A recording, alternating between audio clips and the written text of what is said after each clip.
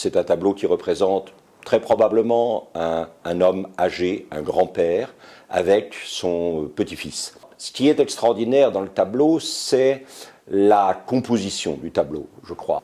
À gauche, le grand-père, qui domine un peu de toute sa stature d'homme âgé, mais qui a probablement été un homme actif, un homme de responsabilité, son petit-fils qui est en bas à droite.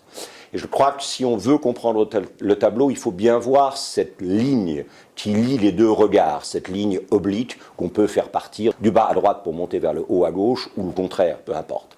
Cette ligne oblique qui lie les deux regards, qui d'une certaine manière noue une relation essentielle entre les deux regards, elle nous montre que finalement le petit-fils n'est pas dans l'illusion à propos de son grand-père. Il voit bien que son grand-père a le front quand même très très dégarni, qu'il y a effectivement une verrue sur le front et que le nez est vraiment dans un très mauvais état. Et en dépit de cette absence de séduction physique, ce qui est magnifique, c'est la manière dont le petit-fils dépose sa main sur le corps de son grand-père, comme s'il cherchait dans ce corps, sur ce corps, un point d'appui.